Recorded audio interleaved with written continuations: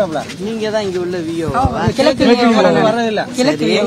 கிழக்கு விஓ பண்ணா உங்களோட டியூட்டி என்ன? எவ்வளவு விளைச்சல் இருக்கு என்னங்கறத நீங்க பாப்பீங்களா? அந்த லிஸ்ட நீங்க குடுப்பீங்களா குடுக்க மாட்டீங்களா? இல்ல மேடம், டீ ஓபன் பண்றதுக்கு முன்னாடி இவ்வளவு சாகுபடி பண்ணிருக்கான்னு கொடுத்துருவோம் மேடம். நீங்க விதை விட்டோன்னு எடுப்பீங்களா? எடுப்போம் மேடம். எடுக்கணும் இல்லையா? தானே? ஆமாங்க மேடம். ஒவ்வொரு விவசாயி எவ்வளவு நட்டுருக்காங்க அப்படிங்கறது தெரியும். ஆமாங்க மேடம். அப்ப நீங்க அந்த லிஸ்ட் வந்து கரெக்டா குடுத்தீங்களா? கொடுத்துருக்கோம். கரெக்டா அதிகாரிகள் பார்த்தாங்களா?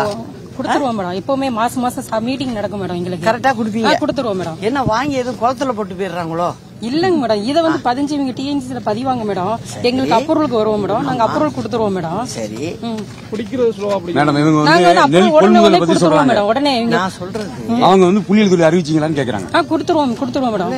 என்ன விஓட வேலையே அவங்க ஏரியால என்ன விளைச்சல் இருக்கு, அது வந்து விவசாயம் என்னென்ன போடுறாங்க, என்ன வருமானம், அதுல 2 விஷயம் இருக்கு. ஒன்னு வந்து இன்கம் டாக்ஸ்ல அவங்களுக்கு அவங்களுடைய சம்பாத்தியத்துக்கு இன்கம் டாக்ஸ் இருக்காது, விவசாயத்தினால வரக்கூடிய வருமானத்துக்கு. அதுக்கு உங்களோட இதுதான் தேவைப்படும், விஓட லிஸ்ட் தானே தேவைப்படும். அப்படி இருக்கும்போது தமிழ்நாட்டில் உள்ள அத்தனை விஓவும் எடுத்துதானே ஆகணும். ஆமாங்க மேடம். எடுக்கும் போது உங்களுக்கு லிஸ்ட் படி வந்துரும்ல, இவ்வளவு நெல் விளைச்சல் இவ்வளவுன்னு வருது இல்ல. அப்ப அதை வந்து எடுத்தாகணுமே. கலெக்டர் எடுத்தாக்க இந்த ரோட்ல நான் வர்ற ஏரியாலேயே கிட்டத்தட்ட 1 லட்சம் மூட்டைக்கு குறையாம நெல் கிடக்க மேடம். அதெல்லாம் வந்து நெல்லு வந்து எங்ககிட்ட அடங்கல் வாங்கிட்டு போயிருவாங்க. வாங்க, உங்க வேலை முடிஞ்சு. உங்களது அரசாங்கம் கரெக்டா பார்த்ததுன்னா அது முன்னேற்பாடு பண்ணி இருக்கணுமே. அரசாங்கம் பார்க்கலாம் மேடம். அரசாங்கம் பார்க்கணும்ல. நான் விஓ மேல தப்பு சொல்லல. உங்களுக்கு வந்து குடுக்கற வேலை மட்டும்தான். நீங்க அதுக்கு மேல உங்களுக்கு பவர்ஸ் இல்ல, அது எனக்கு தெரியுது. ஆனா நடவடிக்கை எடுக்க வேண்டியது யாரு எடுக்கணும்? மேலிடம் எடுக்கணும்ல. அது இல்லையே. இப்ப டெல்டா மாவட்டம் பூரா இதே கதியில கிடக்குது. விவசாயிகளுக்கு வேற வழியே இல்லையே. நம்ம அந்த டெல்டா மாவட்டத்துல கம்பெனிகளோ மற்ற விலைகளோ இல்ல, அவங்களுக்கு வேற வழியே கிடையாது. இது களிமண் சாயில், இதுல அவங்க வந்து நெல் மட்டும்தான் போட முடியும். அதை ஒழுங்கா எடுத்து அரசாங்கம் அவங்களுக்கு பணத்தை கொடுத்தாதானே அவங்க அடுத்த சாகுபடிக்க போக முடியும்.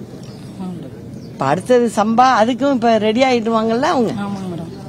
இப்படி வந்து தீபாவளிக்கு முன்ன 15-20 நாளைக்கு முன்ன வந்து நெல்லை அறுத்து போட்டுட்டு இப்படி வந்து முளைச்சு போய் கிடக்குன்னா இதுல ஈரப்பதத்தை அரசாங்கம் எப்படி பேசுறது?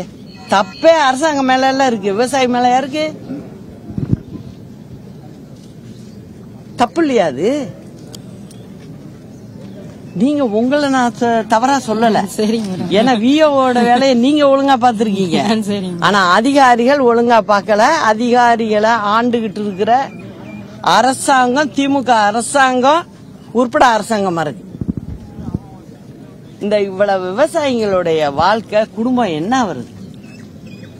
அத கொஞ்ச நாள் சிந்திக்க வேண்டாம்.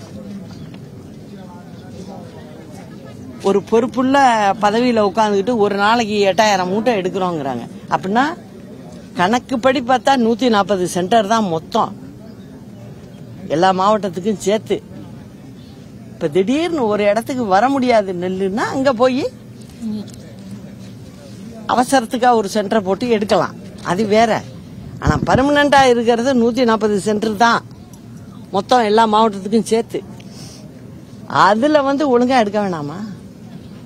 ஒரு மந்திரி சொல்றாரு, முதலமைச்சர் வீட்டுல இருக்கிறவரே சொல்றாரு, ஒரு நாளைக்கு நாங்க 8000 மூட்டை எடுக்கிறோம்.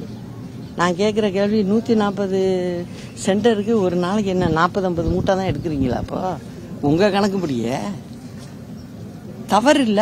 இவ்வளவு விவசாயிகளுடைய நிலைமை என்ன வருது? ரொம்ப பாவப்பட்ட ஜனங்களா இருக்கு. எங்க பார்த்தாலும் முளைச்சு போயிருக்கலாம். முளைச்சு போனதுக்கு காரணம் விவசாயி மேல வழிய போட முடியாது.